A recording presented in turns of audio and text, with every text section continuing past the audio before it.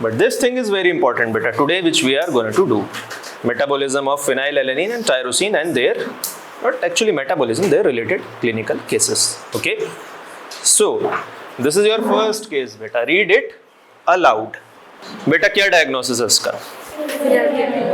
Phenyl ketone urea. क्यों? क्या? Yes, mousy odour. Mousy odour. This is a clinical symptom for phenylketonuria. तो phenylketonuria का बेटा clinical symptom क्या है? What is the cardinal और most clinical symptom of phenylketonuria? बेटा ये माउजी ओडर. अभी मैंने बायोकेमिकल पैनल बेटा ओपन भी नहीं किया है, वो यहाँ है, ठीक है, लेकिन आपको पता चल गया तो this is the case of phenylketonuria. Also remember, ये लाइन भी ध्यान से पढ़ो.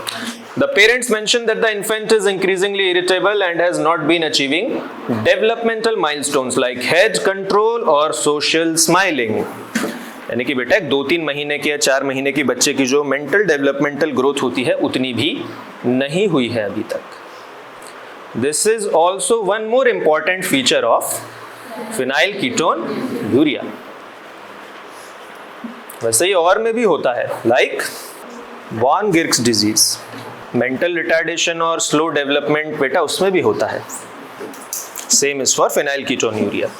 लेकिन डिफरेंशियल डायग्नोसिस क्या होगा? डिफरेंशियल डायग्नोसिस की वॉन गिर्क्स और फिनाइल कीटोन यूरिया में दोनों मेंटल रिटार्डेशन है, तो दोनों को डिफरेंशिएट कैसे करोगे बेटा? फिनाइल कीटोन यूरिया में माउजी ओडर है, ठीक है, या फिर आप ये कह सकते हैं कि वॉन गिर्क्स डिजीज में हिपेटोमेगेली होती है. क्या होती है? हिपेटोमेगेली होती है, हाइपोग्लाइसीमिया होता है. Okay, this is called differential diagnosis. Diagnosis होता है एक चीज बेटा, एक होता है डिफरेंशियल डायग्नोसिस. डिफरेंशियल डायग्नोसिस हम तब करते हैं जब एक ही सिम्टम हमें 3-4 डिजीजेस में मिलता है और उसके रिलेटेड सिम्टम्स भी ऑलमोस्ट प्रेजेंट रहते हैं. Then we try to do differential diagnosis कि बाकियों को इससे क्या अलग करता है. ओके, आगे देखो. सीरम फिनाइलएलेनिन कितना है? 900 माइक्रोमोल पर लीटर. नॉर्मल वैल्यू कितनी है बेटा? 40 to 120. Then serum tyrosine level is urine phenylketones positive. ये तीनों का नाम याद रखो, क्या क्या है? Phenylpyruvate, phenyllactate and phenylacetate. Plasma amino acid chromatography shows elevated phenylalanine with low tyrosine. Genetic testing reveals mutation in PAH gene. What is PAH? Phenylalanine hydroxylase gene. Phenylalanine hydroxylase क्या है बेटा? It is a enzyme. क्या है? Enzyme. क्या काम होता है इसका? It converts phenylalanine to tyrosine. क्या डिफरेंस होता है बेटा phenylalanine और tyrosine में? Hydroxyl group at which position बेटा? Para position. Para position. Benzene ring में कितनी पैरा पोजीशन होती है? कौन है ये जिसने 2 बोला? कौन? 2 वाले कितना है भाई? बेटा पैरा पोजीशन 1 होती है. 2 ऑर्थो होती है, 2 मेटा होती है, टोटल 4. 5वीं होती है बेटा पैरा पोजीशन. 6ठे पे तो तेरा फंक्शनल ग्रुप लगा होगा ना. कॉमन सेंस बेटा, इसमें कोई केमिस्ट्री बायो केमिस्ट्री नहीं लगी बेटा, ये कॉमन सेंस है. Genetic testing reveals mutation in phenylalanine hydroxylase gene. ठीक, a word on phenylketonuria. सबसे पहले देखते हैं क्या होता है फिनाइल कीटोन यूरिया. फिनाइलएलेनिन बेटा आता कहां से बॉडी में? इज इट एसेंशियल और non essential amino acid? Essential amino acid. That means completely कहां से आएगा? ये डाइट से आएगा. कहां से? डाइट से. हमारी बॉडी फिनाइलएलेनिन नहीं बनाती है. सेकंड, फिनाइलएलेनिन का जब मेटाबॉलिज्म होता है तो बेटा पहला स्टेप क्या होता है? Phenylalanine is acted upon bye phenylalanine hydroxylase. The first step क्या बनता है बेटा उससे? टायरोसिन. क्या बनता है? अब देखो बेटा यहाँ पे म्यूटेशन किस जीन में? कौन सा एंजाइम नहीं बन रहा है? Phenylalanine hydroxylase. Phenylalanine hydroxylase converts phenylalanine to tyrosine. Tyrosine क्या है बेटा? What is tyrosine? Tyrosine is also an amino acid. Is it essential or non-essential? Why it is non-essential? Because tyrosine can be made in body via phenylalanine. किससे? Phenylalanine से. ठीक? Phenylalanine से आप tyrosine बना सकते हैं, लेकिन इन पेशेंट्स ऑफ फिनाइल कीटोन्यूरिया, क्योंकि आपने केस बताया है फिनाइल कीटोन्यूरिया का है, क्या टायरोसिन बेटा एसेंशियल रहेगा कि नॉन एसेंशियल रहेगा? यहां पे बेटा एसेंशियल हो जाएगा. In this case it will become essential. Why? Because body can not synthesise tyrosine now. यहां आता है वापस. सीरम फिनाइलएलेनिन बेटा एलिवेटेड है. क्या है? एलिवेटेड है. क्यों? Because phenylalanine is now not being converted into tyrosine. ठीक है, जो एक मेजर मेटाबॉलिक पाथवे है. तो जितना भी डाइट से बेटा फिनाइलएलेनिन आ रहा है that is accumulating in blood. Accumulating in, इसीलिए बेटा फिनाइलएलेनिन का लेवल बढ़ा हुआ आ रहा है. ओके, ब्लड में एक्यूमुलेट होता जा रहा है. Second, serum tyrosine level is low. Serum tyrosine level is low. क्यों कम है बेटा? क्योंकि फिनाइलएलेनिन से टायरोसिन बन नहीं रहा. लेकिन ये लो है, एब्सेंट नहीं है. यस, क्योंकि बेटा जिस डाइट से आपको फिनाइलएलेनिन मिल रहा है, ऐसा तो नहीं है ना कि उसमें टायरोसिन नहीं है, उसमें बाकी के अमाइनो एसिड्स नहीं है कम है, लेकिन है. इसीलिए बेटा टायरोसिन लेवल कम है. Third, urine phenyl ketones. पढ़ो जरा इनके नाम एक बार और पढ़ो.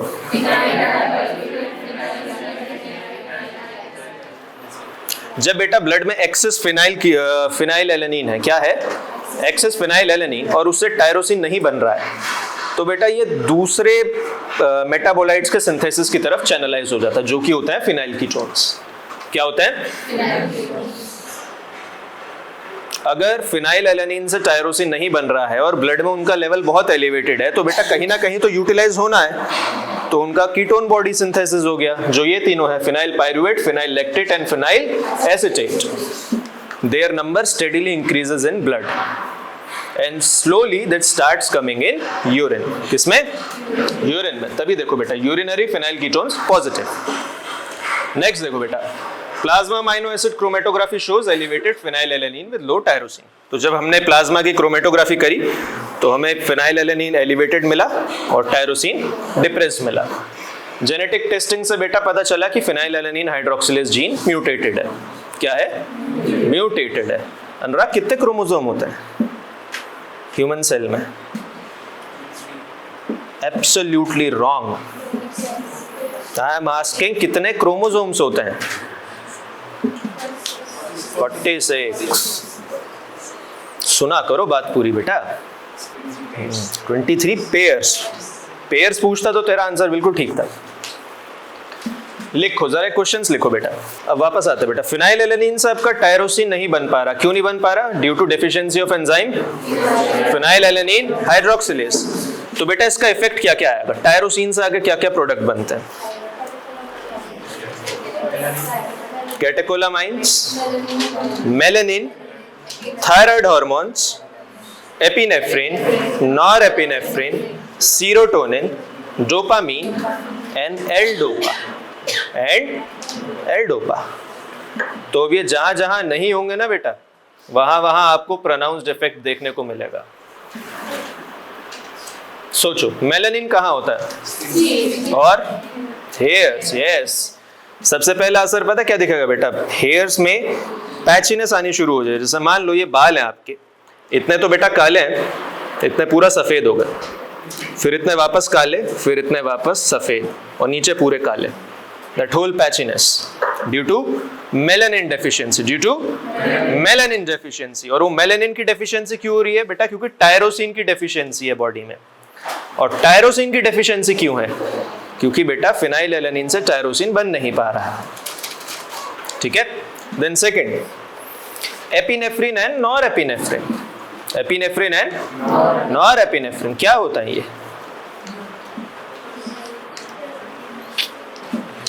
हॉर्मोन्स बेटा. These act as neurotransmitters. Neurotransmitters.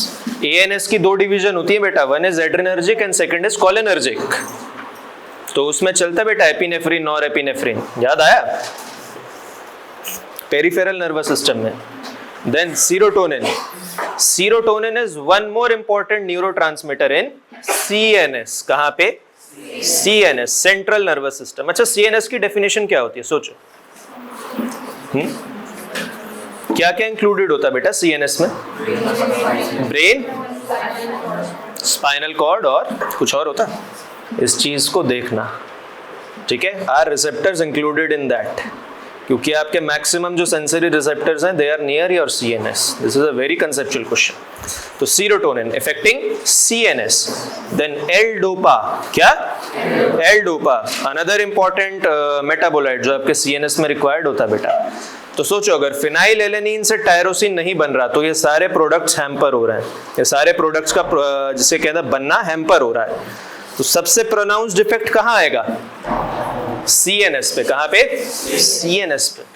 Also ये देखो, सीरम फिनाइल एलेनिन एलिवेटेड है, serum phenyl alanine is elevated. तो इससे क्या होगा? Phenyl alanine starts accumulating in brain, starts accumulating in brain. What will happen अगर वो ब्रेन में एक्यूमुलेट होना शुरू हो जाए? क्या? Yes, mental retardation due to a number of reasons. The most prominent and accepted is demyelination. Demyelination.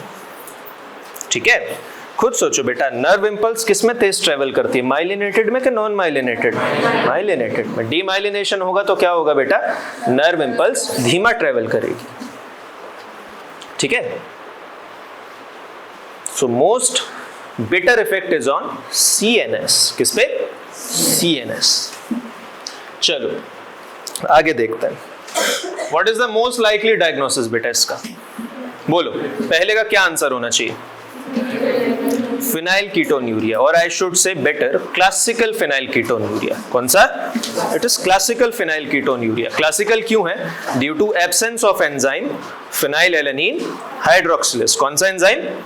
Phenyl alanine hydroxylase. ये enzyme deficit है बेटा, इसीलिए this is classical phenylketonuria. Describe the biochemical basis of this disorder. बोलो क्या होना चाहिए biochemical basis?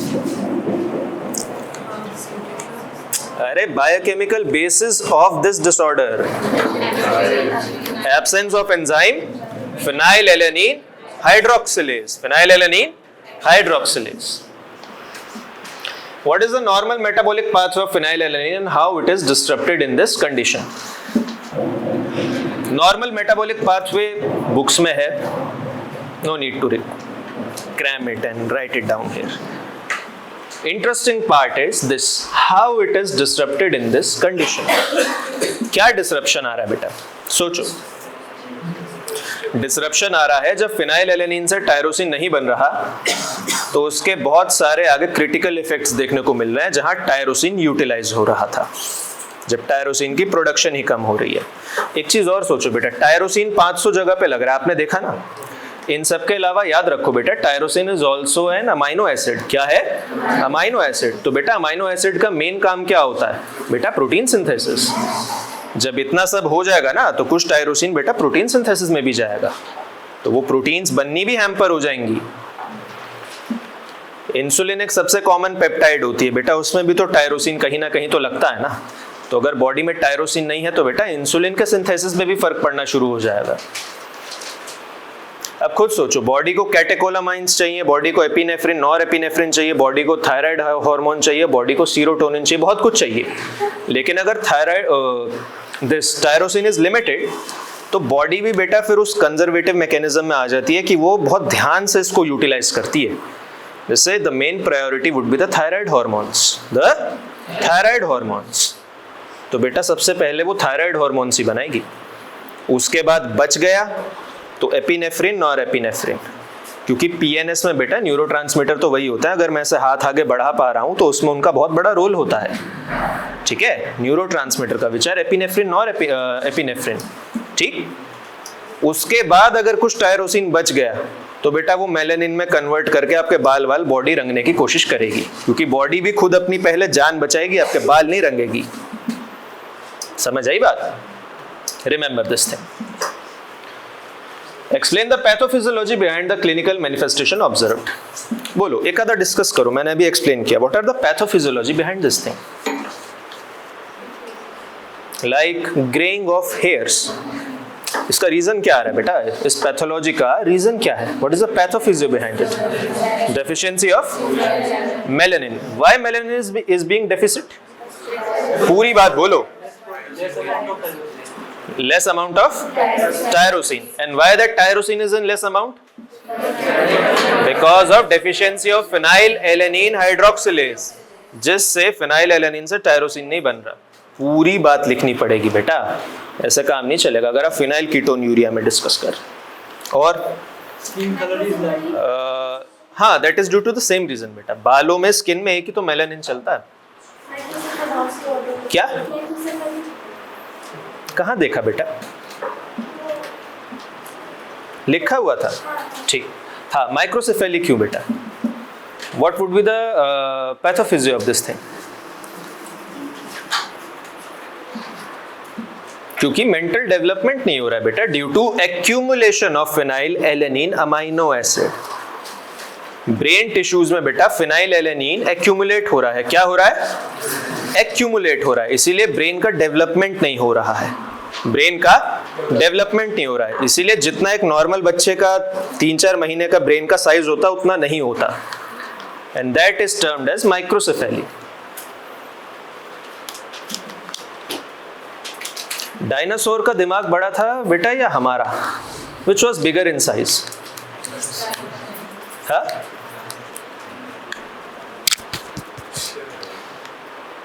पता है बात? Which has a bigger brain, elephant or human?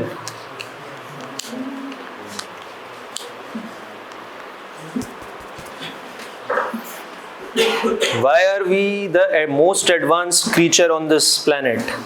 Because we have the biggest cranial capacity. पता है?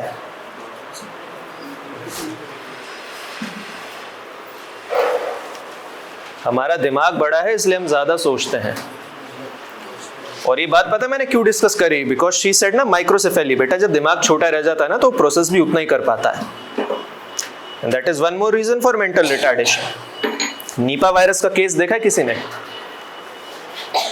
न्यूज में मेरे ख्याल से 1-1.5 साल पहले आउटब्रेक हुआ था नीपा वायरस का, अगर किसी को याद हो तो, इन केरला.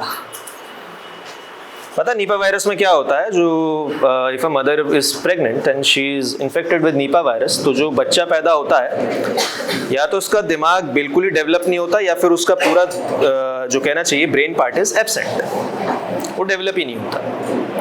सो the child develops without a brain and die and it is almost dead. या तो पैदा होते ही मर जाता है या मरा हुआ पैदा होता है. ओके, तो बेटा अगर ब्रेन साइज पे फर्क पड़ रहा है ना, ब्रेन के साइज पे, तो इससे आपकी मेंटल फंक्शनिंग पे भी फर्क पड़ता है. ओके, इसलिए microcephaly also translates into mental retardation. Okay, चलो और डिस्कस करते हैं. What are the biochemical test? अच्छा ये रहा. Sorry. Discuss the role of tetrahydrobiopterin in phenylalanine metabolism and its clinical significance in this disorder. How many of you are hearing this word today? Tetrahydrobiopterin. What are cofactors? Enzyme का cofactor क्या होता है बेटा? Non protein part तो होता है बेटा जिसके बिना एंजाइम की फंक्शनिंग हो नहीं पाती. ठीक है, जिसके बिना एंजाइम की प्रॉपर फंक्शनिंग हो नहीं पाएगी. That is called a cofactor. अभी तक बेटा ये क्लासिकल फिनाइल कीटोन यूरिया था. कौन सा था? Classical. Why it was classical? Because phenylalanine hydroxylase enzyme is deficit. कौन सा एंजाइम? Phenylalanine hydroxylase. उससे क्या हो रहा है बेटा? फिनाइलएलेनिन टायरोसिन में कन्वर्ट नहीं हो पा रहा. ओके, लेकिन बेटा इस एंजाइम को भी एक कोफैक्टर लगता है. क्या लगता है? Cofactor. The name of that cofactor is tetrahydrobiopterin. क्या? Tetrahydrobiopterin.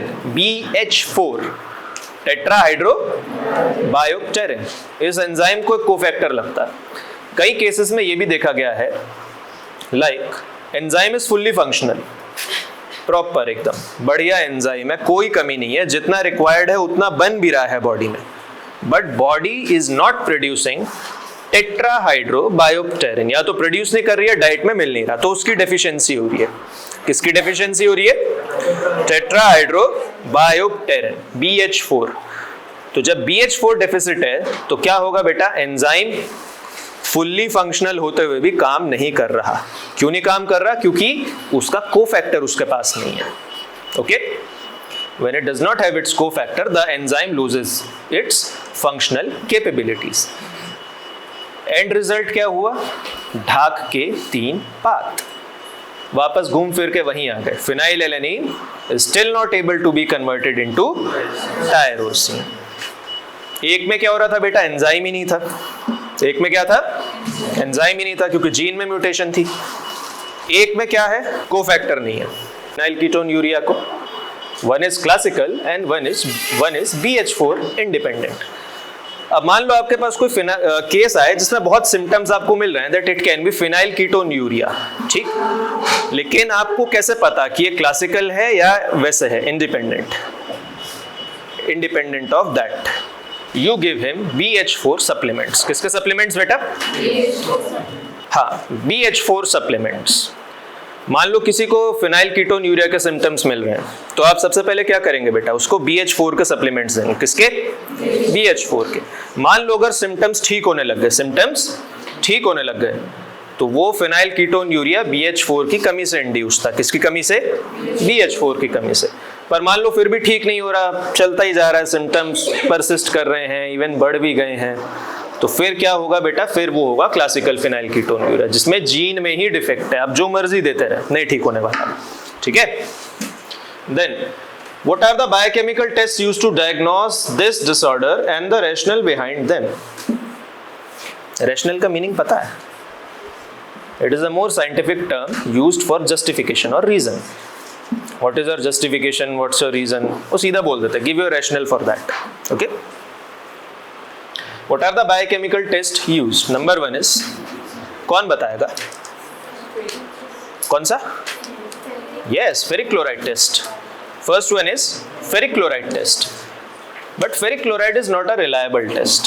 Ferric chloride test is not a reliable test. उसके बाद yes, Guthrie's test. उसमें क्या होता है? बैक्टीरियोलॉजिकल टेस्ट है बेटा। ये एक तरह से आपसे अगर मैं डिस्कस करूं, it utilises first order kinetics in that, कि वो मेटाबोलाइज कितना करता है bacteria in a certain given time. Okay, outline the treatment options with a focus on biochemical correction. Outline the treatment option, focus on biochemical correction. क्या क्या treatment हो सकता है? क्लासिकल PKU का क्या ट्रीटमेंट होगा बेटा? So far it is just gene therapy, जो कि पार्शली सक्सेसफुल है, पूरी नहीं, जो कि पार्शली सक्सेसफुल है। नियोनेटल स्क्रीनिंग ये हो सकता है। लेकिन बेटा अगर phenylketonuria is BKU dependent, किस पे डिपेंडेंट है? That BH4। If it is dependent on BH4, तो फिर क्या होगा? We have to give BH4 supplements. Okay, अगर मान लो कोफैक्टर नहीं है तो कोफैक्टर के हमें सप्लीमेंट्स देने पड़ेंगे। Then what are the complications of untreated cases and how do they relate to biochemical defect? अगर फिनाइल कीटोन यूरिया अनट्रीटेड रहा तो क्या होगा? सोचो फिनाइल कीटोन यूरिया से क्या क्या हो रहा था। सोचो, अगर वो 10, 15, 20 साल किसी बंदे की उसमें परसिस्ट करेगा तो क्या होगा? सोचो। क्या? First one is mental retardation, ठीक। सेकेंड क्या? हाँ, that can be attributed to mental retardation, वो तो उसी में आ जाएगा बेटा। और hypopigmentation, yes, hypopigmentation, especially in hairs and skin. और सोचो। अच्छा, ट्रीटमेंट कैसे होगा इसका? सोचो, इसका ट्रीटमेंट क्या होना चाहिए? If I am asking classical PKU only, तो इसका ट्रीटमेंट कैसे होना चाहिए? क्या? Avoid diet which is rich in phenylalanine. Avoid diet which is rich in phenylalanine. but this is just one part of the story. yes देखो phenylalanine diet से हटा दोगे तो बेटा जो सिम्टम्स है ना डिजीज के वो धीमे पड़ जाएंगे, हो सकता है खत्म भी हो जाए, like mental retardation, developmental growth, या ब्लड पीएच का जिसे कहना चाहिए ऑल्टर्ड रहना, क्योंकि कीटोन बॉडीज बन रही है ना बहुत सारी, ये सब ऑल्टरेशन जो भी हो रही है ये कम हो सकती हैं या खत्म हो सकती हैं, लेकिन बेटा जो टायरोसिन की कमी बॉडी में अभी भी है वो तो परसिस्ट कर रही है ना, that is still persistent. So along with removing phenylalanine from the diet, you have to add tyrosine supplements in diet. तो दो corrections होते हैं बेटा. Okay? First one is avoiding tyrosine rich diet. Phenylalanine rich diet. Avoiding phenylalanine rich diet. And second is taking tyrosine supplements. Okay? चलो अब एक एक के आंसर देखते हैं बेटा. मोस्ट लाइकली डायग्नोसिस क्या है बेटा? देखो, phenyl ketone urea, phenyl ketone urea. Biochemical basis of PKU. अच्छा एक सेकेंड, बोलो बेटा, फिनाइल कीटोन यूरिया कैसे आपने मतलब इसमें डायग्नोस किया? What were the classical symptoms of that? कैसे डायग्नोस किया था? माउजी ओडर और एक और, there was one more reason.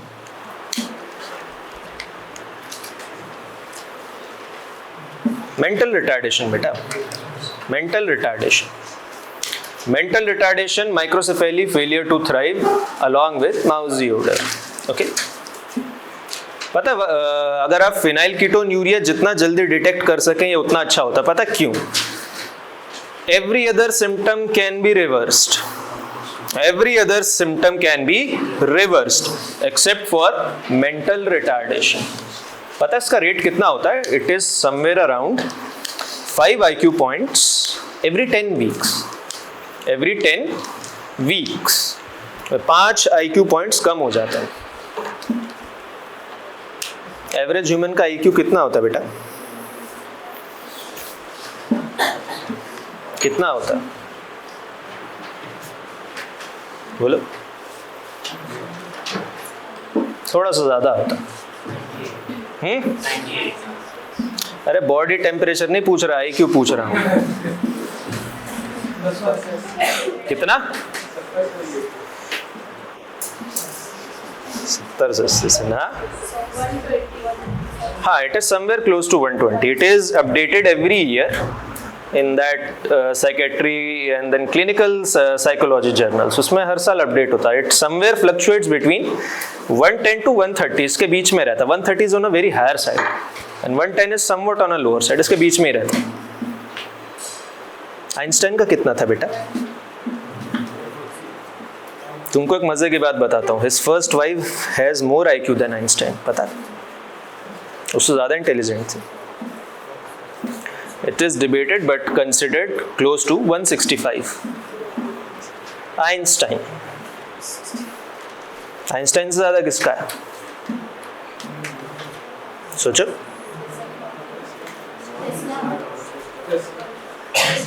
That is not proven बेटा. टेस्ला तो तब तक मर गया था.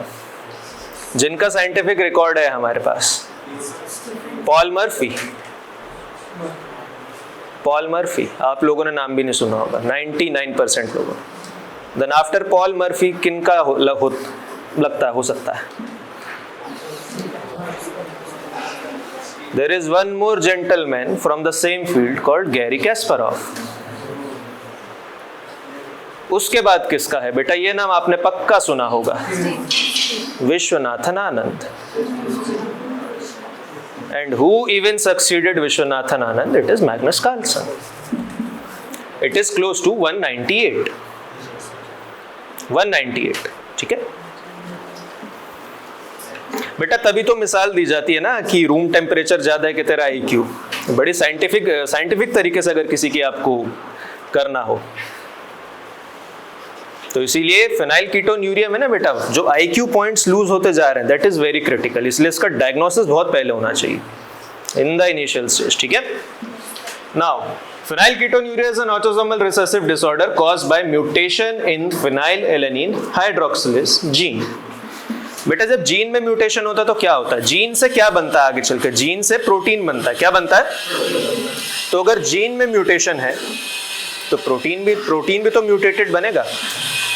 लाइक सिकल सेल एनीमिया, सिर्फ एक अमाइनो एसिड हटता है बेटा तो क्या होता है? अर्थ का अनर्थ हो जाता है.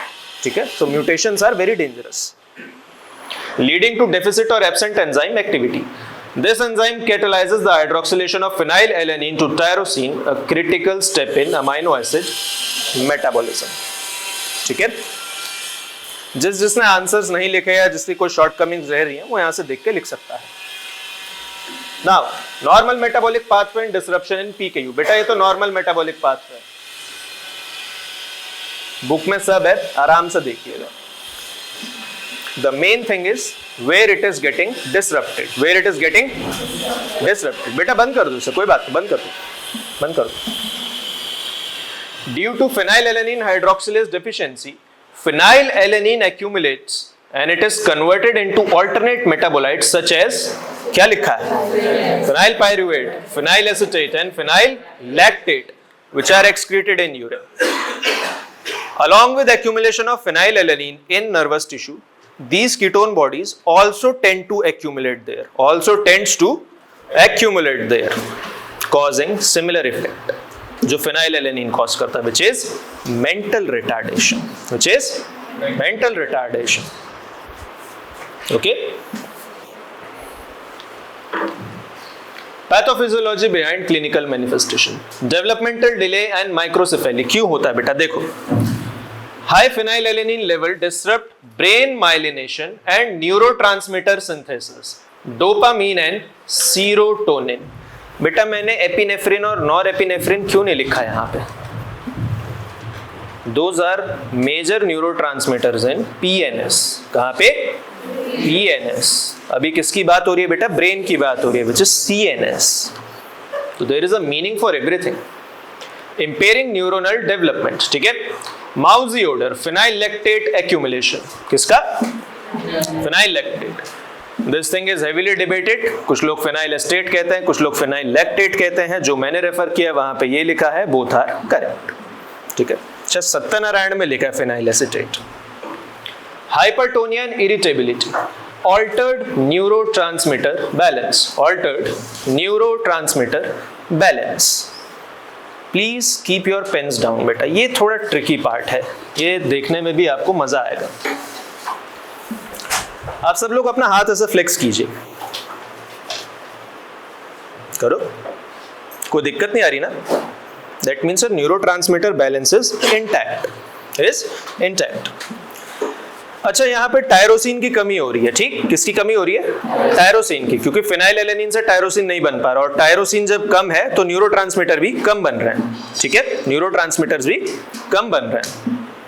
बेटा जब सिग्नल जाता है ना, हम क्या पढ़ते हैं कि नर्व इंपल्स गई और सिग्नल टारगेट टिश्यू तक पहुंच गया और एक्शन एग्जीक्यूट हो गया. बेटा देयर इज साइमल्टेनियसली, आप लोगों को शायद नहीं पता होगा, inhibitory signal also being travelled along that same nerve. अगर इनहिबिटरी सिग्नल नहीं होगा ना तो लेटस से मुझे हाथ यहाँ पे रोकना है, बेटा हाथ यहाँ पे आ जाएगा और आगे भी ऐसा जाता रहेगा. There is inhibitory signal also being conducted to the same muscle और target tissue which is stopping the movement. जैसे ये फ्लेक्शन हो रहा है बेटा, ठीक, फ्लेक्शन होता है या एक्सटेंशन है? एक्सटेंशन. ठीक है, ये जो भी हो रहा है एक्सटेंशन एज पर यू. तो यहाँ पे आके अगर रुक रहा है ना, या जैसे मुझे यहाँ पे रोकना है इसे, तो बेटा there is one inhibitory signal also travelling along a different nerve which is targeting the same tissue. One thing.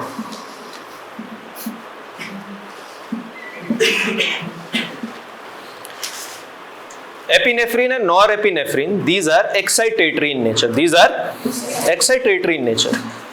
यानी कि बेटा जो ऑन सिग्नल होगा ना कि तुम आगे बढ़ो, ये मसल, या जो एक्साइटेटरी सिग्नल लेके जाएगा, दैट विल बी कैटलाइज्ड और you can say started by epinephrine and norepinephrine. किन से स्टार्ट होगा? एपिनेफ्रिन और norepinephrine. Do you know which is the inhibitory that thing inhibitory neurotransmitter in this spinal cord, पता है? नहीं पता होगा आप लोगों को, मैं बता दूं, इट इज ग्लाइसिन। क्या है? ग्लाइसिन। बेटा वही अमाइनो एसिड वाला ग्लाइसिन। अब खुद सोचो, जो स्टार्ट सिग्नल दे रहा है वो कौन है बेटा? एपिनेफ्रिन और नॉर एपिनेफ्रिन। एक्शन का स्टार्ट होने का सिग्नल कौन दे रहा है? एपिनेफ्रिन और नॉर एपिनेफ्रिन। ये किससे बन रहे हैं? टायरोसिन से। टायरोसिन की बॉडी में कमी है। क्या है? कमी है। क्यों? क्योंकि बेटा फिनाइलएलेनिन से टायरोसिन बन ही नहीं पा रहा है, तो न्यूरोट्रांसमीटर भी बॉडी में कम है। क्या है? कम है। लेकिन बेटा ग्लाइसिन की कभी कमी होती है बॉडी में? नहीं होगी। क्यों नहीं होगी? नॉन एसेंशियल है, जितना चाहो उतना पाओ ग्लाइसिन। ठीक है, तो इसमें क्या होता है बेटा? हाइपरटोनिया में ये होता है इस केस में कि जो स्टार्टिंग सिग्नल है ना बेटा, जो एक्साइटेटरी सिग्नल है, that is very weak, that is very weak due to low epinephrine and norepinephrine. लेकिन जो इनहिबिटरी सिग्नल है ना ग्लाइसिन से जो आ रहा है बेटा, वो बहुत प्रोमिनेंट आ रहा है, जितना रिक्वायर्ड है उतना ही आ रहा है। तो मूवमेंट ऐसे होता है, ऐसे रुक रुक के। साइकेट्री में जाते हो ना तो बेटा तो ऐसे टेस्ट करवाते हैं, जैसे उनको बोला जाता है कि आप रिमोट हमें उठा के दिखाइए, तो वो ऐसे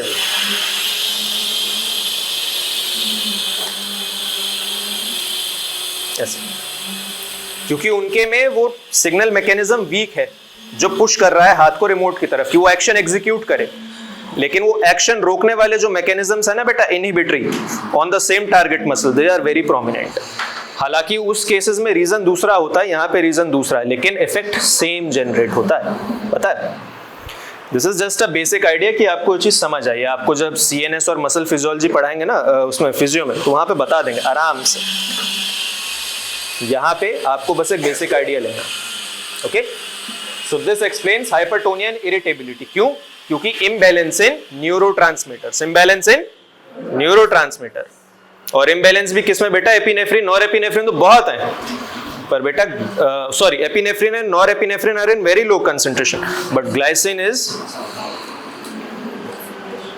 in sufficient amount. That is why the inhibitory signal is stronger.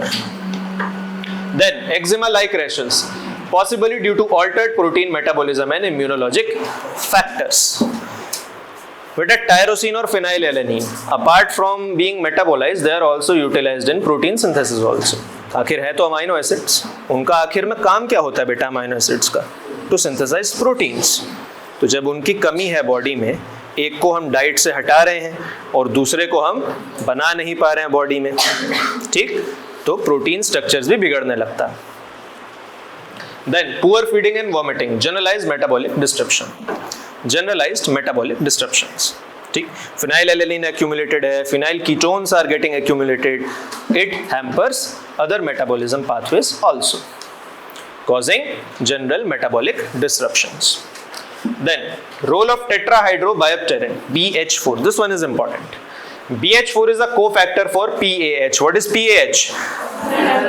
Phenylalanine hydroxylase, ठीक है, tyrosine hydroxylase and tryptophan hydroxylase.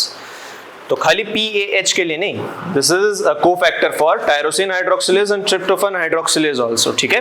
BH4 deficient variant of PKU, even if PAH is structurally intact, phenylalanine cannot be converted due to lack of essential cofactor, necessitating a different therapeutic approach. Okay? समझ आया? क्या समझ आया बताओ, बोलो अपने words में बोलो, क्या समझ आया बेटा? अगर BH4 की कमी है, किसकी कमी है? BH4 टेट्राहाइड्रोबायोप्टेरिन, तो बेशक आपका एंजाइम अगर इंटैक्ट है, enzyme is intact, it will not function because there is no cofactor there for enzyme. Enzyme के पास कोफैक्टर नहीं है फॉर प्रॉपर फंक्शनिंग, ठीक है। Next, biochemical test for diagnosis बेटा, न्यूबॉर्न स्क्रीनिंग, जैसे बच्चा पैदा होता है ना तो newborn screening. Heel prick test for elevated phenylalanine, कौन सा test? heel prick test for elevated phenylalanine. Then quantitative serum phenylalanine measurement, elevated level confirms diagnosis. मान लो आपको माउजी ओडर मिल रही है यूरिन से, फिर आपको फिनाइल कीटोन्स भी उसमें मिल रहे हैं, तो आप ये लगा लीजिए quantitative serum phenylalanine measurement. Serum sample लीजिए, उसमें फिनाइलएलेनिन एस्टिमेट कीजिए. अगर वो बहुत ज्यादा एलिवेटेड आ रहा है, जरूरत से ज्यादा, नॉर्मल से ज्यादा, it will confirm your preliminary diagnosis. Okay. Then urine organic acids, presence of phenyl ketones, presence of phenyl ketones. Name the phenyl ketones. Phenyl pyruvate, phenyl lactate, phenyl acetate. Good. Molecular genetic testing identifies mutation in PAH gene. Then BH4 loading test. कौन सा test? BH4 loading test differentiates classical PKU from BH4 deficiency. Okay. आपको आके सबसे पहले ये भी तो देखना है कि ये क्लासिकल फिनाइल कीटोन यूरिया है या BH4 की डेफिशिएंसी से हो रहा है. अगर ये नहीं पता करेंगे तो ट्रीटमेंट कैसे स्टार्ट करेंगे? नहीं.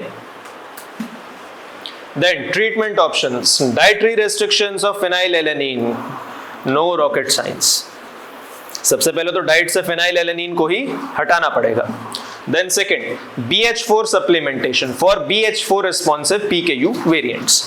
बेटा अगर BH4 की कमी से आपका फिनाइल कीटोन यूरिया इंड्यूस हो रहा है, क्या हो रहा है?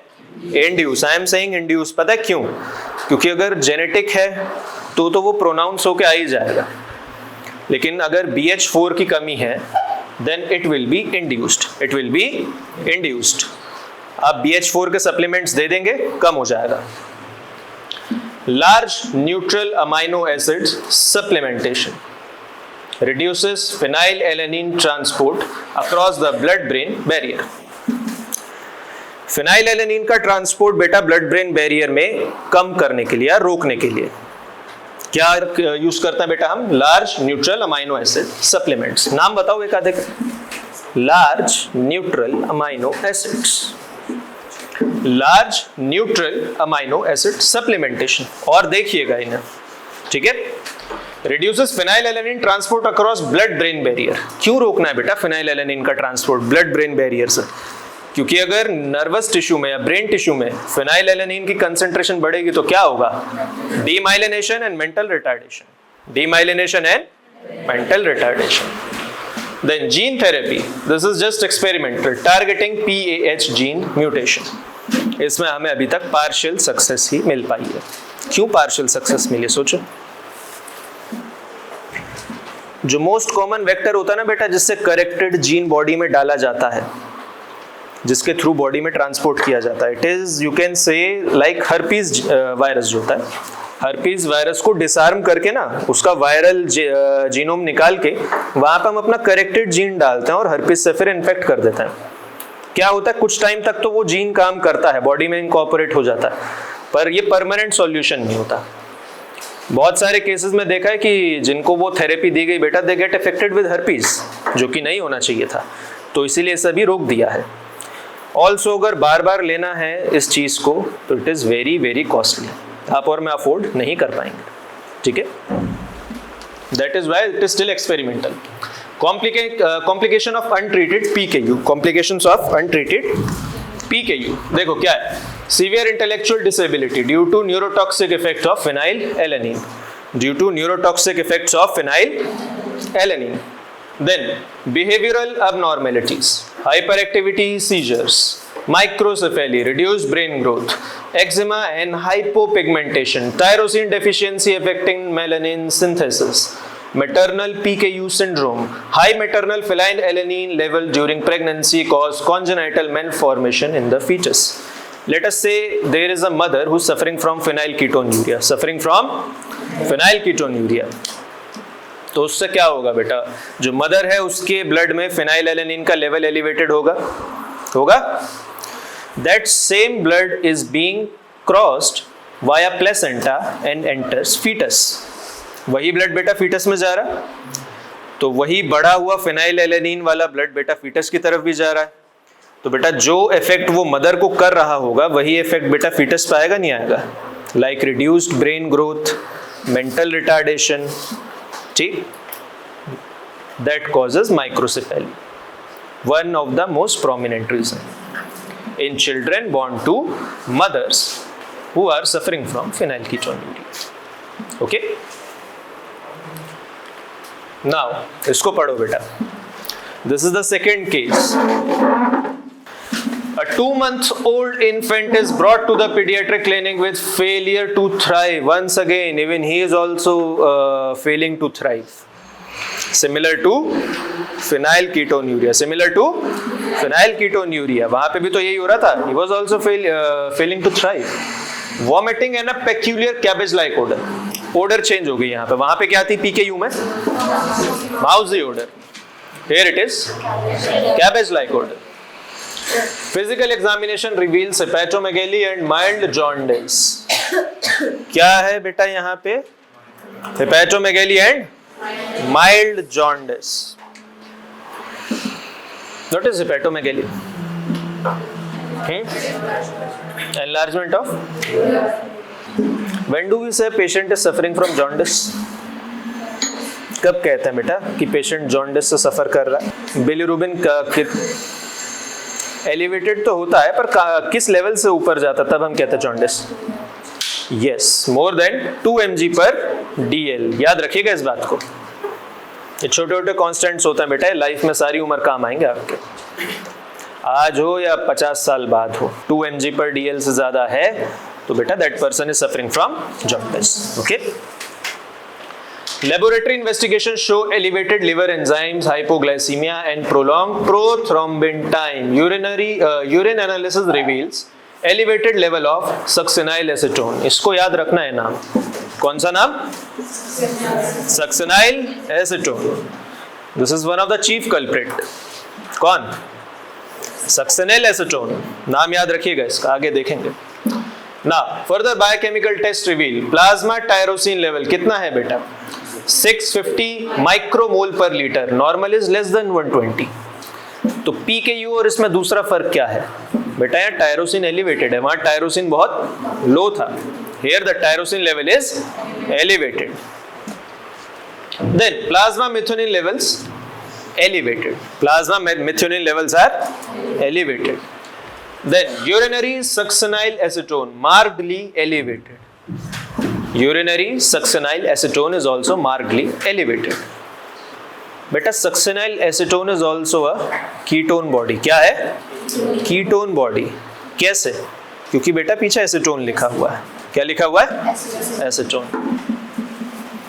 Family history. The parents are consanguineous and a previous sibling died at 4 months of age due to liver failure of unknown etiology. Done? समझ आया केस सबको? क्या डायग्नोसिस था इसका? टायरोसिनीमिया टाइप 1. कैसे पता लगाया आपने? 1 is cabbage-like odor in urine, and second hepatomegaly and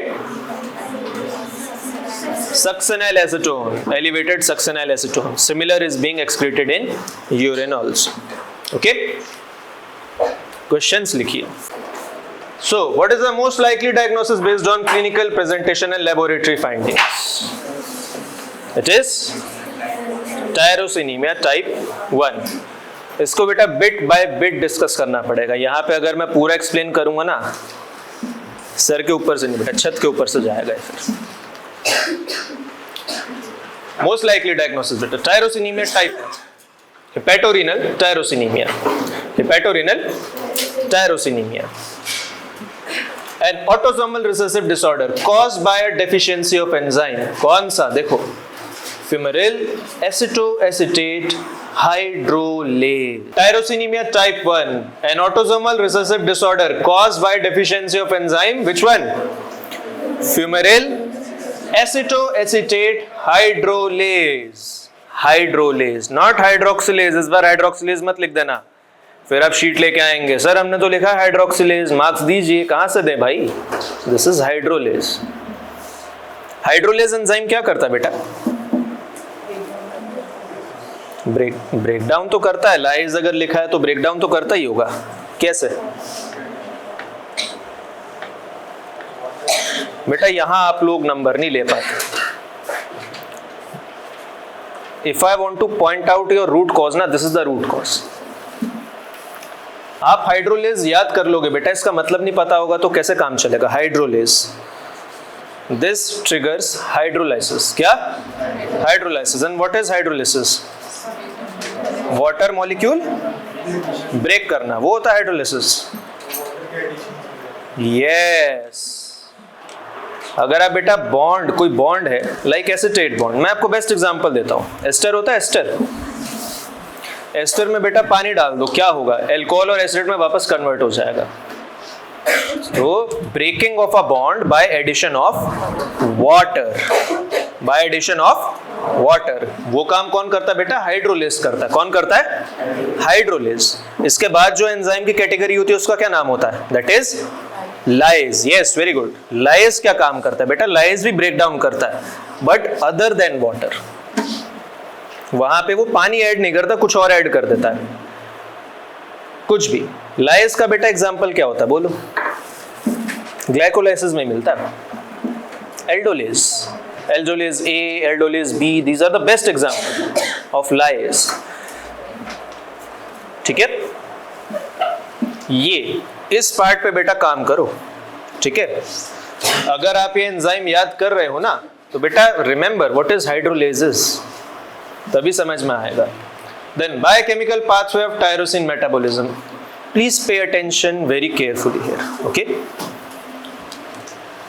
tyrosine is metabolized to acetoacetate and fumarate through a series of enzymatic reaction. What is this beta? What is acetoacetate?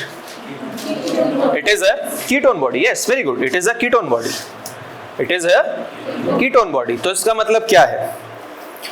This can be utilized anywhere in the body. ठीक है, अगर body starve कर रही है तो ketone body आराम से utilise हो जाएगा.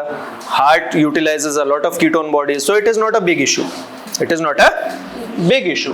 टायरोसिन अगर एसिटोएसिटेट में कन्वर्ट हो रहा है, that acetoacetate can be easily metabolised in body. Then what is this? The second part, fumarate. क्या याद आता है सुन के?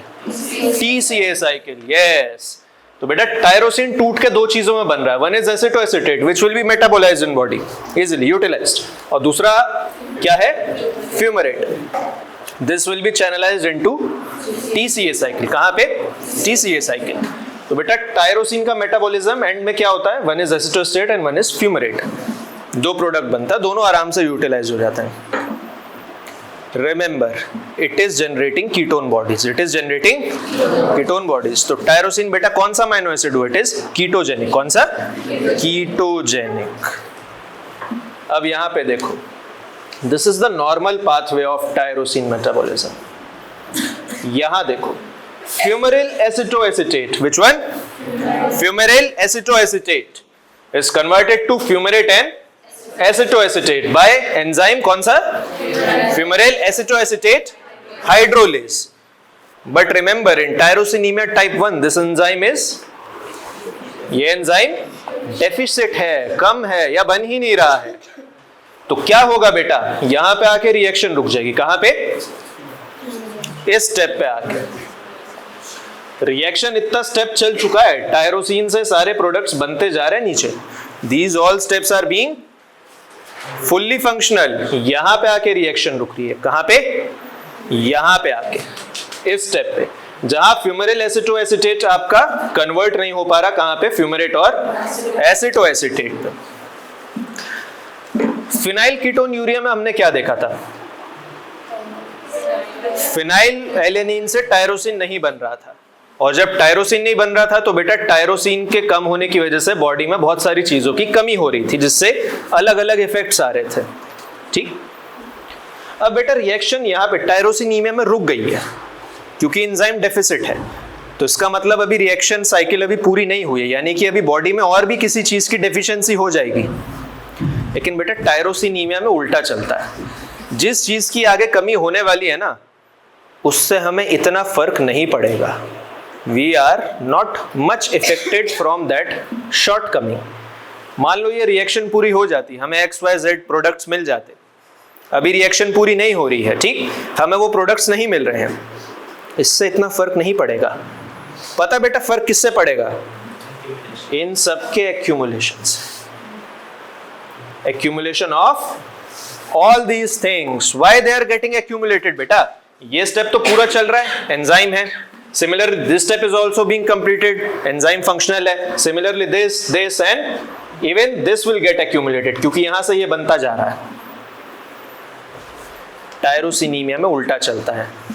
यहाँ पे जो पीछे ऑलरेडी साइकिल के प्रोडक्ट्स बन चुके हैं बेटा, ये धीरे धीरे एक्यूमुलेट होने लग जाते हैं. And these cause severe toxicity. Severe toxicity, especially to liver cells. Especially to liver cells. बेटा ये लाइन पढ़ो. In tyrosinemia type 1, the deficiency of FAH. What is the full form of FAH? बोलिए.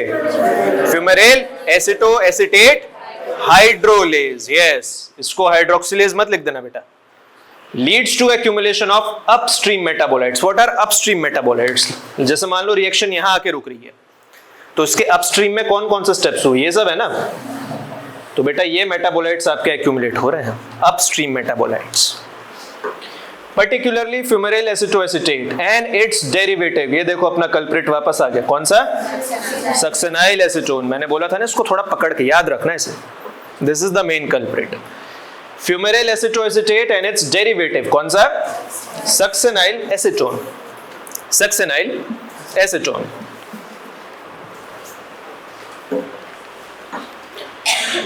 किसी को बेटा अभी तक डाउट इसमें? किसी को अभी तक कोई डाउट है इसमें? What is actually happening in tyrosinemia?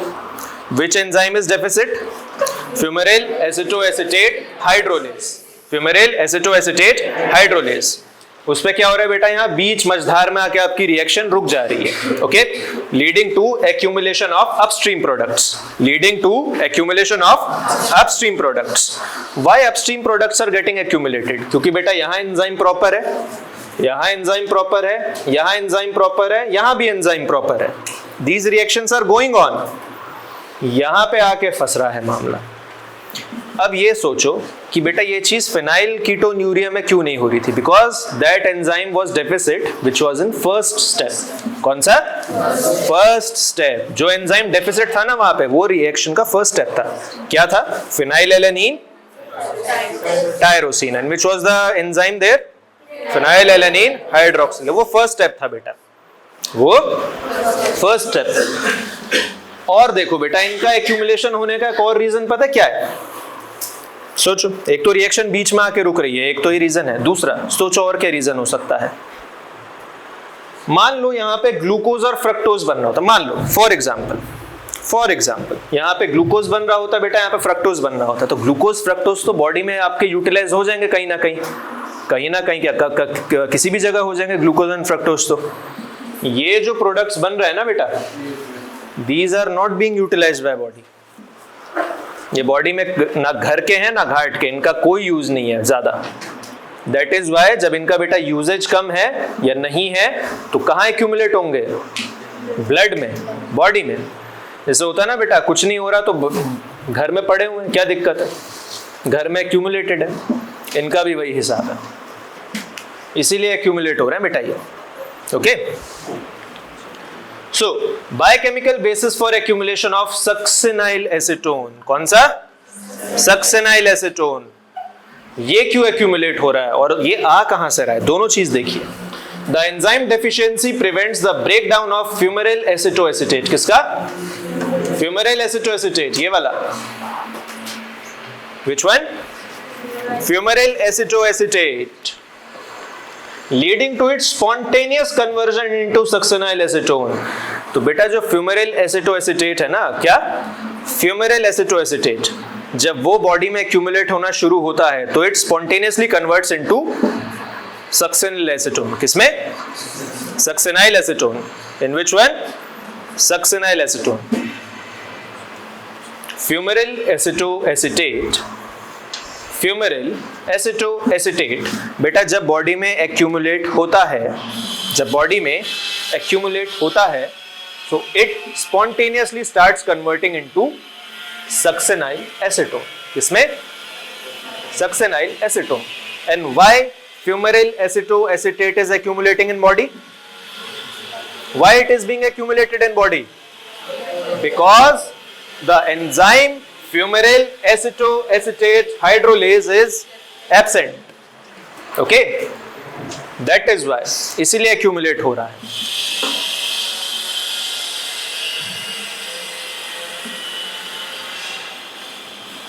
Succinyl acetone inhibits delta amino levulonic acid dehydratase, an enzyme critical in heme biosynthesis, resulting in secondary porphyria-like symptoms and anemia. Pen रख दो नीचे, पेन नीचे रख दो। अगर किसी को ये लाइन समझ नहीं आई, it is none of your fault, क्योंकि अभी हीम बायोसिंथेसिस हुआ नहीं ना आपका। मैं बताता हूं, just to give you a basic idea. Hemoglobin क्या होता है बेटा? Hemoglobin it is a complex protein. क्या है? इसके दो पार्ट होता है, one is the heme part and one is the globin part. Globin क्या है? हाँ, प्रोटीन पार्ट है जिसमें अमाइनो एसिड्स होते हैं। तो प्रोटीन पार्ट बनने का बेटा प्रोसीजर क्या होता है? ट्रांसलेशन। क्या? ट्रांसलेशन। ग्लोबिन पार्ट जो भी होगा ना बेटा, उसका एमआरएनए बनेगा, वो एमआरएनए ट्रांसलेट करेगा, और जब वो ट्रांसलेट करेगा तो अपने आप प्रोटीन बन जाएगी। ठीक, ग्लोबिन पार्ट तो वहां से बन जाएगा। What about the heme part? Heme part is complex structure. क्या है? Complex structure. हीम जो है कॉम्प्लेक्स स्ट्रक्चर होता है। हीम का बायोसिंथेसिस डिफरेंट पाथवे फॉलो करता है। ओके, सक्सिनिल एसीटोन, क्या लिखा है यहाँ पे? Succinyl acetone. जब हीम सिंथेसिस स्टार्ट होता है ना, तो हमें दो चीजें लगती हैं। वन इज, दोनों चीजें आप जानते हैं, सक्सिनाइल कोएंजाइम है, नाम सुना है ना अच्छे से? ऐसा तो नहीं किसी ने आज पहली बार सुना। And second is glycine. Second is glycine, शायद तीसरी या चौथी बार नाम आ रहा है आज। Second is glycine. Both of them condense together to form delta amino levulonic acid. Delta amino levulonic acid, which is the first step. कौन सा step? First step in heme biosynthesis. In heme biosynthesis. Okay? तो बेटा यहाँ raw material क्या थे आपके? Glycine and succinyl coenzyme है। This is a structural analog to succinyl coenzyme है। कौन सा? Succinyl acetone. Succinyl acetone, and it inhibits this enzyme। कौन सा? डेल्टा अमाइनो लेवुलोनिक एसिड डिहाइड्रेटेज, यानी कि हीम सिंथेसिस कम हो जाएगा या रुक जाएगा? हीम सिंथेसिस कम हो जाएगा या रुक जाएगा? आगे देखो, an enzyme critical in heme biosynthesis resulting in secondary porphyria like symptoms and anaemia. ये छोड़ दो, ये डिसऑर्डर होता है, स्किन पैचिंग वगैरह और दूसरी चीजें होती हैं। हीम बायोसिंथेसिस में देखना अच्छे से आएगा। एनीमिया, अब जब बेटा ये एंजाइम आपका इनहिबिट हो रहा है इसकी वजह से, तो क्या होगा? सोचो, बॉडी में किसकी कमी होगी? हीम की, अल्टीमेटली हीमोग्लोबिन की, which will which would be translated into anemia like symptoms। किसके symptoms? anemia like symptoms। और बेटा जो हीम बायोसिंथेसिस की पहली रिएक्शन होती है ना, condensation of succinyl coenzyme with glycine, that is the rate limiting step। that is the rate limiting step in heme biosynthesis। Okay, तो उस रिएक्शन को कौन कैटलाइज करता है? ये एंजाइम। कौन सा enzyme? This delta amino levulinic acid dehydratase, this enzyme. और इस एंजाइम को कौन इनहिबिट कर रहा है बेटा? Succinyl acetone. सक्सिनिल एसीटोन कहां से आ रहा है बेटा? फ्यूमेरिल एसिटो एसीटेट से। कहां से? एसिटो एसीटेट से। और फ्यूमेरिल एसिटो एसीटेट बॉडी में कहां से आ रहा है? क्योंकि fumaryl acetoacetate hydrolase enzyme की कमी है। ठीक है, which is translating into what? Tyrosinaemia type 1। Okay, there is something called back referencing in research, so you have to put the back gear. अगर आप यहां तक आ गए ना बेटा, इस स्टेप तक, तो खुद से पूछिए that what is that thing which is inhibiting this enzyme? बोलो, डेल्टा अमाइनो लेवुलोनिक एसिड डिहाइड्रेटेज, इसको कौन इनहिबिट कर रहा है? Succinyl acetone. सक्सिनाइल एसीटोन अगर इनहिबिट कर रहा है तो वो कहां से आ रहा है? फ्यूमेरिल एसिटो एसीटेट से।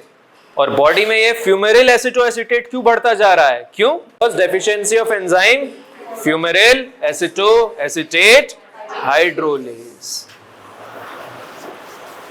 एंड प्रोडक्ट देखो वहां से पीछे की तरफ बढ़ो।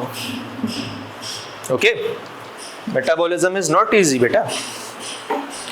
Toxic effects of accumulated metabolites. Number 1, once again the similar culprit, succinyl acetone cause oxidative stress, mitochondrial dysfunction and inhibition of heme synthesis, leading to anemia and neurologic crisis. This thing ना बेटा secondary porphyria like symptoms, इसमें neurological crisis भी आपके या neurological disorders भी pronounce हो जाते हैं, इसीलिए वो वहां पे लिखा हुआ है। When we will teach you heme metabolism, it has only one clinical, which is porphyriasis. Okay? तो वहाँ पे बिल्कुल in depth detail explanation होगा. Okay? अभी यहाँ बताने का फायदा नहीं है. It will take 1.5 hours additional. Okay? Then fumarate acetoacetate and mallyl acetoacetate are cytotoxic to liver cells, leading to hepatocellular damage, fibrosis and even eventual cirrhosis. हमारा case याद करो बेटा, जो 2 महीने का बच्चा था, he was showing hepatomegaly. क्या शो कर रहा था? Hepatomegaly. तो वो hepatomegaly क्यों हो रही थी? Due to this accumulation of fumarate acetoacetate and mallyl acetoacetate. Okay? इस वजह से बेटा he was showing hepatomegaly. Then tyrosine accumulation low. Tyrosine भी अब accumulate होने लग गया. Can lead to corneal deposit and neurological impairment. Can lead to corneal deposits and neurological impairments. phenylketonuria में phenylalanine deposit हो रहा था, यहाँ पे tyrosine भी deposit होने लग गया. Now leave this nitazone therapy, ये हटा दिया.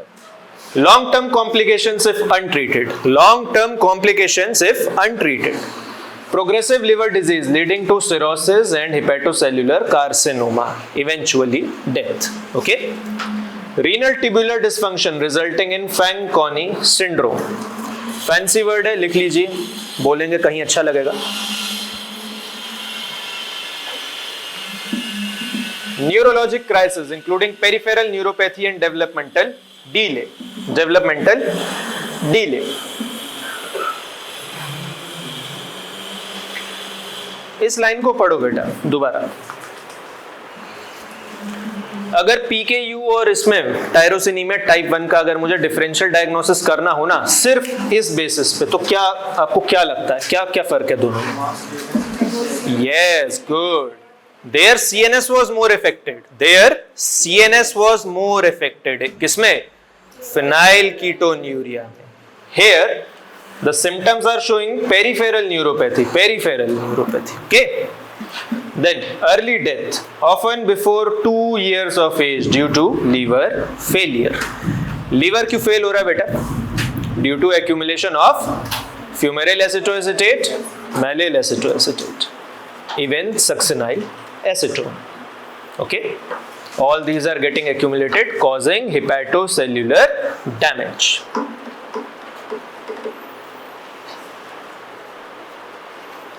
Apart from liver, there is one more interesting part of your body which can regenerate. Next देखते हैं. Differential diagnosis of tyrosinemia. Differential diagnosis between type 2 and type 3 बेटा. Type 2 में क्या है? Richter-Hanhart syndrome, deficiency of tyrosine aminotransferase. किसकी deficiency है बेटा type 2 में? Tyrosine aminotransferase. Tyrosine amino transferase किसमें? टाइप 2 में. अभी तक लोग टाइप 1 देखा ना, अब टाइप 2 है. Then tyrosinaemia type 3, deficiency of para-hydroxyphenyl pyruvate dioxygenase present with ataxia and mild intellectual disability. देखो यहाँ फिर ataxia आ गया, दानिश भाई फिर आ गए. तो टाइप 2 में क्या है? Tyrosine aminotransferase. And which is deficient in type 3? Para-hydroxyphenyl pyruvate dioxygenase. Okay? Para-hydroxyphenyl pyruvate dioxygenase. Type 2 और टाइप 3। और टाइप 1 में क्या डेफिसिट था? Fumaryl acetoacetate hydrolase. Okay, then alkaptonuria भी है, देखिए इसमें deficiency of homogentisate oxidase leading to homogentisic acid accumulation, ochronosis and arthritis. What is ochronosis? Ochronosis. Deposition of pigments in cartilages, especially nose, pinna. ठीक है? Then biochemical test: plasma tyrosine level, urine succinyl acetone and enzyme assays confirm the diagnosis. Major one is spectroscopic studies. Okay, spectroscopy से confirm हो जाता है। Dietary modification, देखो dietary modification, अरे मुझे मत देखो, उधर देखो। डाइटरी मॉडिफिकेशन क्या होगा?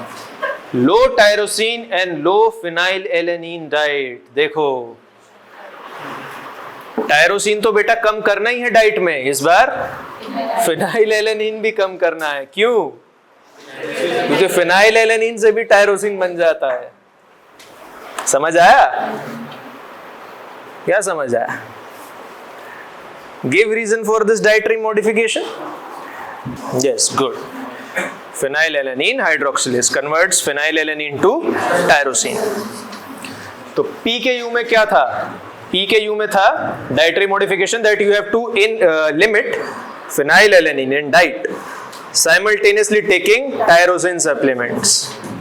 यहाँ पे क्या है बेटा? Low tyrosine and low phenylalanine in diet. यहाँ पे दोनों पे काबू रखना है। To prevent accumulation of tyrosine, regular monitoring of plasma tyrosine level is essential. Adequate intake of essential amino acid excluding tyrosine and phenylalanine is maintained to support growth and development. Okay? This one is the last case and a pretty easy case. देखो, पर अब अगर आप बोल रहे हैं ना ऐसा तो उसका justification भी दीजिए. Try to give its justification.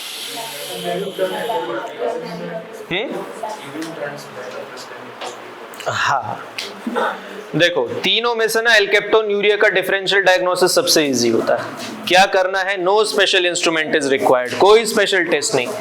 Collect freshly void urine, collect freshly voided urine, keep it in a container and छोड़ दो, ओपन कंटेनर, उसे बंद मत करना, open container. This would confirm एल्केप्टोन्यूरिया।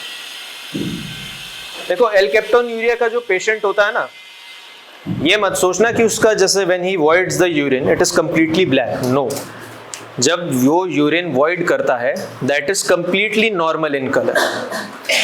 कैसा होता है? पेल या स्ट्रॉ कलर होता है, ठीक है, येलोइश कलर होता है थोड़ा। Upon standing and more importantly exposure to air, it turns black. Air में क्या होता है बेटा? ऑक्सीजन। सबसे ज्यादा क्या होता है? Nitrogen, then it is oxygen. Okay, तो वो ऑक्सीजन उसे पॉलीमराइज कर देती है। Benzoquinone and it's acetones and its acetates. Benzoquinone and its acetates, they get polymerized to form black colored complex after coming in contact with atmospheric air. ठीक है?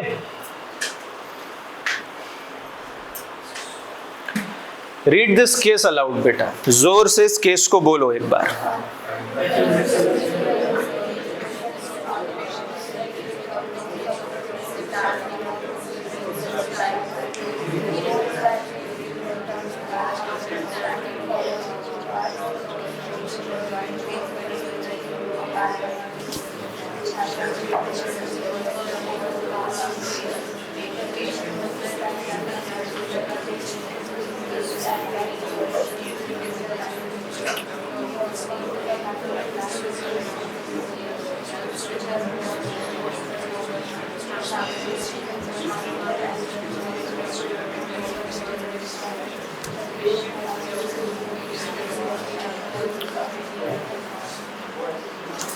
आप लोगों ने आज पता डायग्नोसिस में एक बेसिक गलती करी है, पता है क्या? सोचो, आपने केस पूरा नहीं पढ़ा। टेक्निकली आपने पेशेंट की बात पूरी नहीं सुनी. Never ever do this mistake again. Okay, never. ठीक है, आज करिए बेटा, दोबारा मत करना. पूरा केस हमेशा पढ़ के कंक्लूजन पे आया जाता है. Okay, always you have to read each and every sign, you have to see each and every parameter.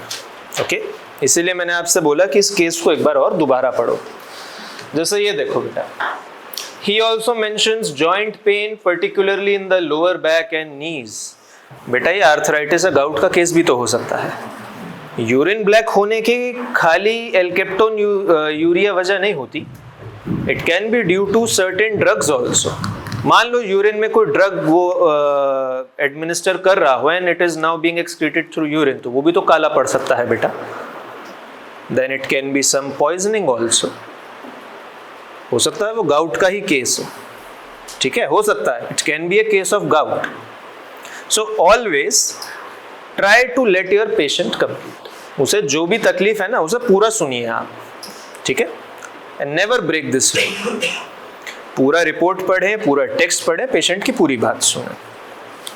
चलिए, फिजिकल एग्जामिनेशन पे देखता है बेटा. हाइट की ये है, वेट ये है, vital science BP 120/78 mmHg, pulse 72 BPM. Normal है बेटा या ज्यादा है? What is the normal pulse range? Yes, good. Temperature 98.6 degree Fahrenheit. Which one? Fahrenheit. General examination, no signs of anemia or jaundice. Musculoskeletal examination, tenderness over lower back and knees. Decreased range of motion in knees due to pain. No swelling or redness. बेटा ये तो ज्यादा gout और arthritis की तरफ show कर रहा है.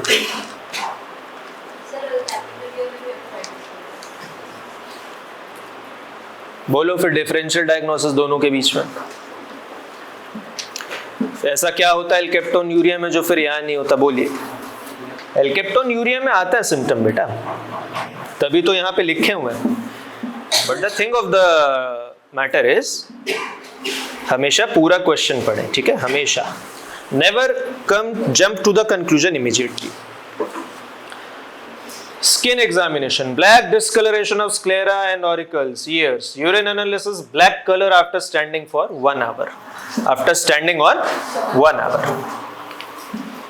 Now, biochemical examination, urine analysis, dark urine after standing. Urine organic acid profile बेटा देखो, इंक्रीज्ड होमोजेनेटिक एसिड लेवल्स. किसका लेवल बढ़ा हुआ है? Homogentisic acid level. अब आप अपना कंक्लूजन बनाना शुरू कर सकते हैं. Now you are getting more and more hands on result. Serum levels, normal creatinine, uric acid and kidney function test, genetic testing, positive for mutations in homogentisic acid. कौन सा? डाइऑक्सीजनेज. Homogenetic acid dioxygenase. Okay, gene. Diagnosis. The diagnosis is alkaptonuria.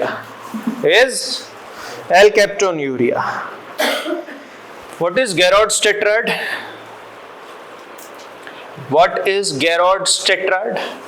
बेटा 4 inborn error of metabolism आते हैं इसमें Gerard's tetrad में. First one is alkaptonuria. Second one हमने पढ़ा है आज, बोलो कौन सा? Phenylketonuria. Third one is cystinuria. And which is the fourth one? बोलो चौथा कौन सा Gerard's tetrad में? Which is the fourth one? नाम सुना है? Have you heard the term Gerard's tetrad? चलो फिर है उसको देखना. Which is the fourth metabolic inborn error of metabolism? Which is the fourth metabolic disorder in this? First one is alkaptonuria. कौन सा? Alkaptonuria. Second one is phenylketonuria. Then cystinuria. और चौथा आप लोग देखिएगा जाके. The diagnosis is alkaptonuria, a rare inherited metabolic disorder characterized by accumulation of homogenetic acid in body due to deficiency of enzyme homogenetic 1,2-dioxygenase. This leads to deposition of dark pigments in connective tissue and urine. Turning dark upon exposure to air. किन connective tissue में बेटा homogentisic acid deposit होता है? The primary one is cartilage. कौन से? Cartilage. Cartilage बेटा transparent होता है ना, तो उसमें प्रोमिनेंट दिखता है जब वो धीरे धीरे टाइम के साथ काला पड़ता है। Best examples are Egyptian mummies. कभी किसी ने ध्यान से फैरो की फोटो देखी है? ध्यान से बेटा उस फैरो की फोटो में जो पिरामिड पे या बाकी इंटरनेट पे भी आपको मिलेंगे ना, एक चीज देखिएगा, there pinna and nose are black in colour, ऐसे जैसे स्पेसिफिकली उसे पेंट किया गया है। एक्चुअली वो बिना वजह नहीं है, because they all were suffering from alkaptonuria. जब बेटा उनकी कब्रें खोदी गई ना, तो उनकी जब रिब्स से जो कार्टिलेज मिले, they were all black, their knee cartilage were all black, confirming they all suffered from alkaptonuria। ठीक है, आज देखिएगा दोबारा, बहुत माइन्यूट डिटेल है, हम इग्नोर कर देते हैं इस चीज को। जिसने तब वो फोटो बनाई होगी 3-4 हजार साल पहले, he was not someone like कि ऐसे ही मजे में बना दिया। That was painted for a specific reason। तो हमें एल्केप्टोन्यूरिया की नॉलेज बेटा उस टाइम से है, इतना पुराना है एल्केप्टोन्यूरिया, सोचो। Pathophysiology. एल्केप्टोन्यूरिया is an autosomal recessive disorder similar to tyrosinemia and phenylketonuria। Any sex-linked recessive disorder?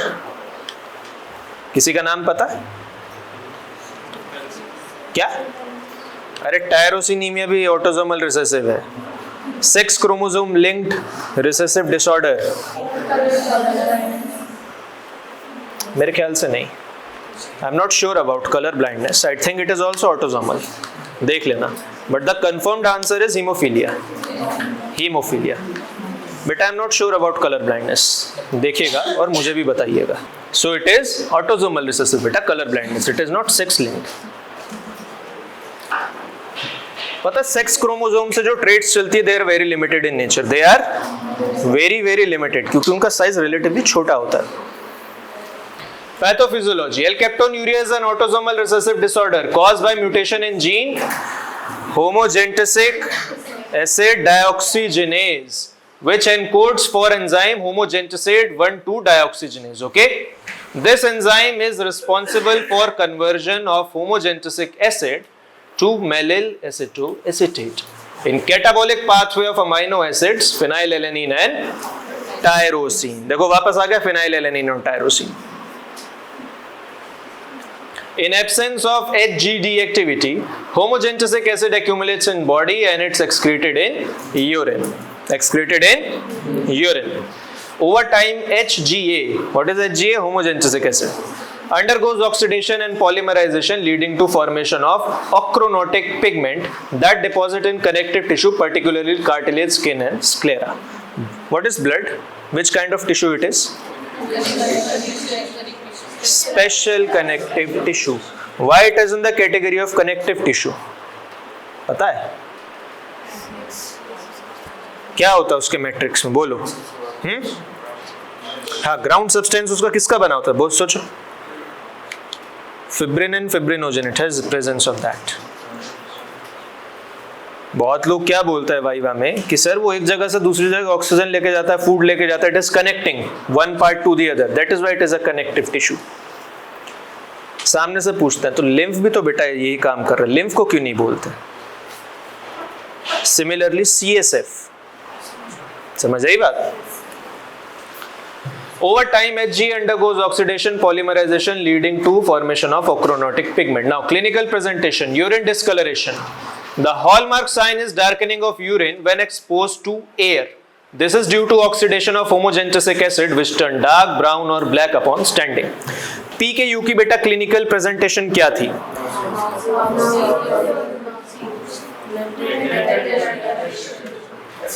टायरोसिनीमिया की क्या थी?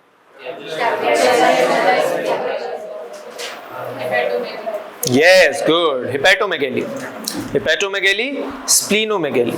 These all things, because succinyl acetone fumarate, acetoacetate were cytotoxic in nature, cytotoxic, okay, especially to liver cell. What is the, are you getting the meaning of cytotoxic? बेटा जो cells को मार देते हैं, okay. और यहाँ पे क्या है? Urine discoloration, ochronosis, the accumulation of homogenesic acid in connective tissue result in bluish black. Please correct it, this is just black, it is not bluish, okay, only black. Black discoloration of skin, sclera and cartilage. The most noticeable sign appear in ears and eyes. Arthropathy, deposition of pigment in joints, particularly in large weight bearing joints. कौन सा pigment बेटा? यहाँ पे कौन सा pigment deposit हो रहा है? होमोजेंटेसिक एसिड. कौन सा पिगमेंट? होमोजेंटेसिक एसिड. अब गाउट लाइक सिम्टम्स यहाँ पे क्यों आ रहे हैं पता है? Why there are gout like symptoms? किसी ने क्रिस्टल की कभी कोई एनलार्ज इलेक्ट्रॉन माइक्रोस्कोपिक इमेज देखी है? क्रिस्टल के बेटा बहुत पॉइंटेड एजेस होते हैं, वेरी वेरी पॉइंटेड एजेस. तो जब यूरिक एसिड क्रिस्टल्स बेटा डिपॉजिट होने शुरू हो जाता है ना, वो जिस भी सब्सटेंस पे, जिस भी सेल पे रेस्ट कर रहे होंगे बेटा, वहां पे वो इवेंचुअली डैमेज ही कर रहे होंगे, वहां पे इवेंचुअली डैमेज कर रहे होंगे, killing that cell. So that causes enormous amount of pain. That causes enormous amount of pain. और जितना ज्यादा डेपोजिशन होगा बेटा उतना ज्यादा पेन होगा. पिगमेंट क्या होता है बेटा? पिगमेंट तो कॉम्प्लेक्स स्ट्रक्चर होता है, लंबा चौड़ा कॉम्प्लेक्स, उसमें कोई इतना वो नहीं होता. लेकिन फिर भी कार्टिलेज या दूसरी जगह पे उसका डेपोजिशन होना नॉर्मल नहीं है. It is not a normal thing. That is why somewhat gout-like symptoms appear. Gout-like symptoms appear. Okay? Mild होता है symptoms. जैसे joints में pain होना, especially weight-bearing joints में. Weight-bearing joints कहाँ होता है? The best example. ठीक है? इनमें आपका deposition होता है, pain होता है, लेकिन arthritis जितना नहीं होता. तो इसको क्या बोलते हैं? आर्थ्रोपैथी. क्या बोलते हैं? आर्थ्रोपैथी. दूसरा एक चीज यहाँ पे और लिखिए बेटा, आर्थ्रोपैथी जो होता है ना, जो पेन होता है, ये कभी भी हो सकता है. जैसे मान लीजिए आपने 100 मीटर स्प्रिंट करी, या मान लीजिए आप कहीं से चलते जॉगिंग करते हुए आ रहे हैं, तो पेन हो सकता है. गाउट का पेन पता है सबसे ज्यादा कब होता है? It is specially during night. रात में या इवन अर्ली मॉर्निंग बहुत पेन होता है. सबसे ज्यादा पेन तभी होता है. This is also one differentiating factor. ठीक है. Now urine analysis. The darkening of urine upon standing, especially after hours of exposure to air, is indicative of alkaptonuria. The urine may appear normal initially but turns black over time due to presence of homogenesic acid.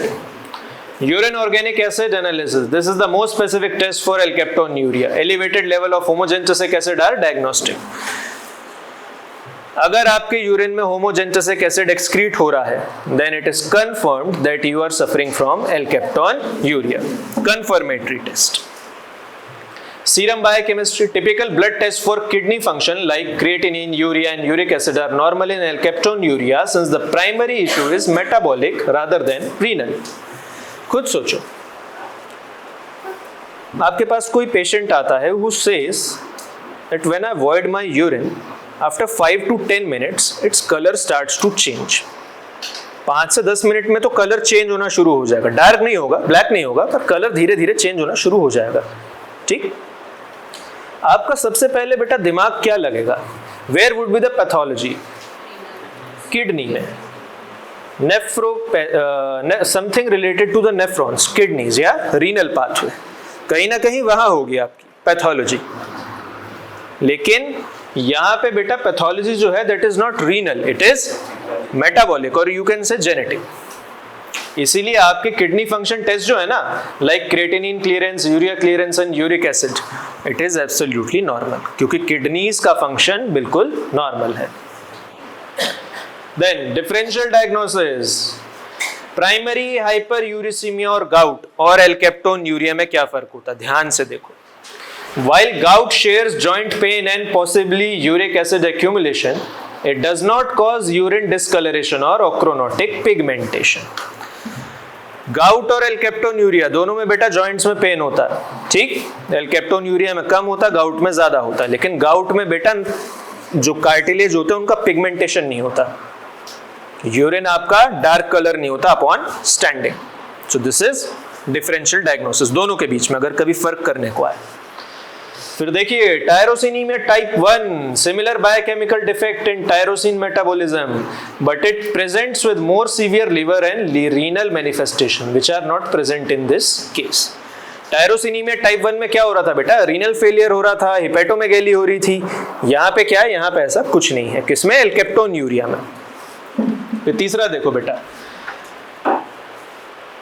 पैकियोनिका कॉन्जेनाइटा, a disorder associated with joint issues and skin pigmentation changes, but it lacks the characteristic dark urine and ochronosis of L-captonuria. No need to pay any attention to this. Management, supportive treatment. अब L-captonuria का बेटा management कैसे होगा? The focus is on symptom management, particularly for pain and joint involvement. Non-steroidal anti-inflammatory drugs or corticosteroid can be used to control pain. बेटा सिर्फ pain control होगा, खत्म नहीं होगा। क्यों? क्योंकि डिसीज जेनेटिक है बेटा, डिजीज इज जेनेटिक। जैसे हमें एनेस्थीसिया दे दिया जाता है तो फिर उतने पार्ट पे आपकी सर्जरी चलती रहती है, ठीक। या मैं आपको इससे बेटर एग्जांपल दूं, किसी ने यहाँ पे रूट कैनाल करवाई है बेटा, किसी के दांत में हुई है, आपके में हुई है ना। जब वो एनेस्थीसिया दे दिया जाता है ना तो बेटा वो ड्रिल चलती है और वो सर्जरी होती है, नहीं पता चलता। ओवर द टाइम क्या होता है बेटा, वो एनेस्थीसिया सबसाइड करने लग जाता है। आफ्टर दैट इतना पेन होता है, इतना एक्सक्रूशिएटिंग पेन होता है, आपका मन करता है कि जबड़ा आप निकाल कर फेंक दें। It is so excruciating pen. तो यहां पे कहने का मतलब यही है बेटा कि सिम्टम्स को सिर्फ कंट्रोल किया जा सकता है, उन्हें खत्म नहीं किया जा सकता। ओके, जॉइंट रिप्लेसमेंट में भी necessary in advance stages in joint degeneration. Dietary modification, while there is no specific cure, a low phenylalanine and low tyrosine diet may help slow the accumulation of homogentisic acid. Homogentisic acid बेटा कहाँ से बन रहा है आपका, जब आपका phenylalanine metabolise हो रहा है, टायरोसिन मेटाबोलाइज हो रहा है, तो आपको डाइट में इन दोनों की अब थोड़ा लेवल कम रखना पड़ेगा। डाइट विच इज डेफिसिट और low in phenylalanine and tyrosine, similar to tyrosinemia, similar to टायरोसिनीमिया।